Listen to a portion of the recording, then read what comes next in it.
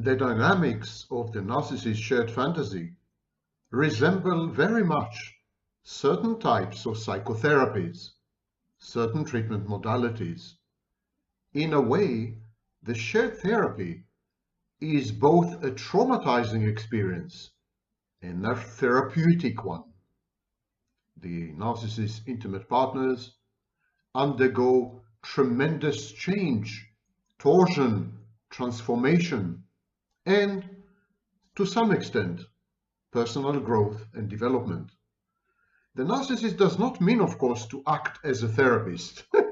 It doesn't mean to apply to you anything like compassion or empathy or understanding or acceptance. It doesn't mean to heal you. It doesn't mean to cure you. It doesn't mean to help you.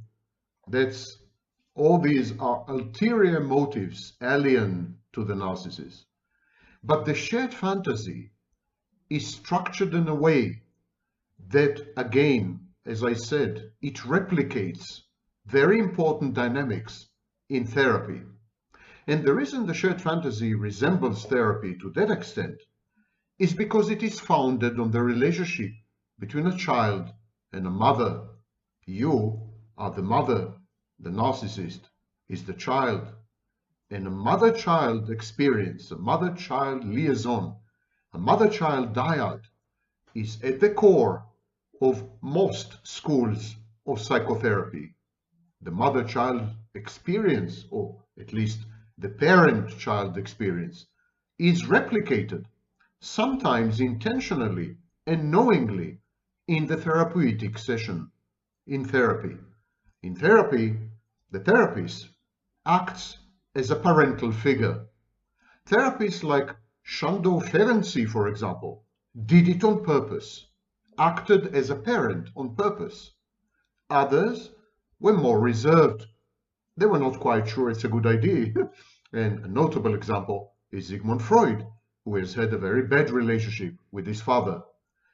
And so now that we begin to understand the commonalities between the narcissist's interpersonal relationships and the interpersonal relationships which develop in therapy, we can focus and home in on the common denominators. And today I'm going to discuss one of them, and it is regression. But we should not confuse the shared fantasy with therapy in this sense. Even if the dynamics are pretty similar,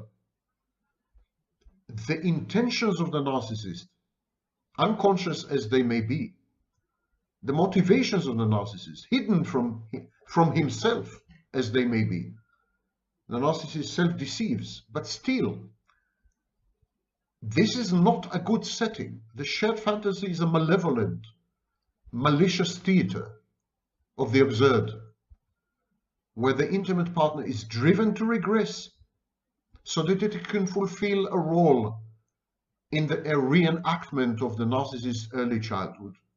In other words, the intimate partner is instrumentalized, parentified, abused yet again, all over again.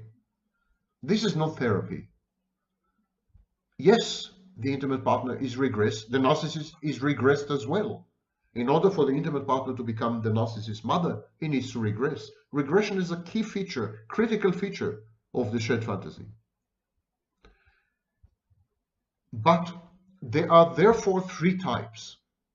There is positive regression, which leads to growth and so on and so forth. There's negative regression, which leads to an infantile state and is largely irreversible.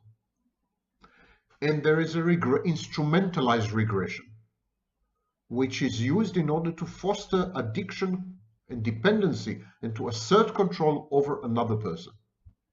And that is the type of regression used profusely in the shared fantasy.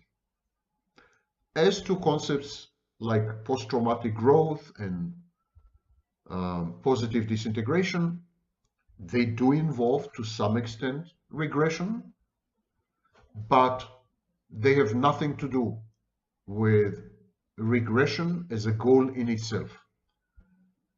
because they emanate from a traumatic background or context or a life crisis or failure or defeat, they emanate from negativity.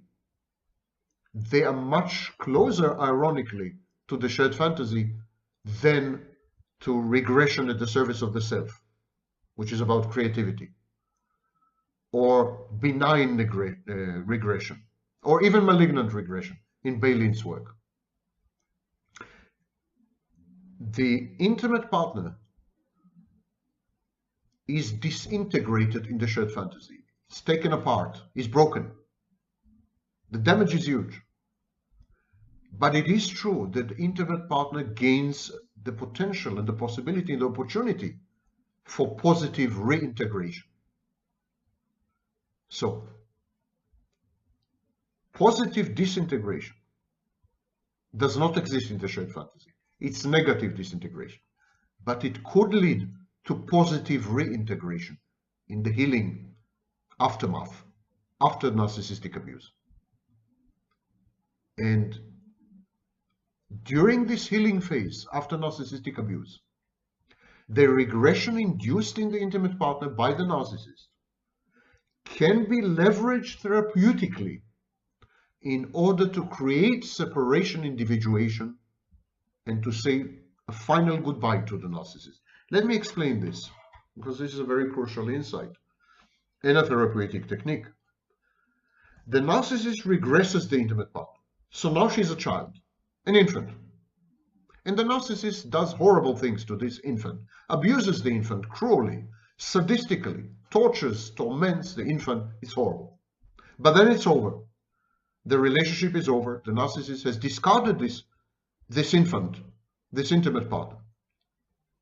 Now the intimate partner, in her state as an infant, in her regressed state, she has the possibility to reintegrate herself, to reconstitute herself, and to experience separation individuation, separate from the narcissist in her mind, the introject of the narcissist, and it become again an individual. Separation individuation is possible only subject to regression, only in the wake of regression. Ironically, by regressing the intimate partner, the narcissist provides her with the capacity to separate from him and to become the individual that she used to be, to reconstitute herself, to rebuild herself. It is the regression in the shared fantasy that makes it possible after the shared fantasy is long over.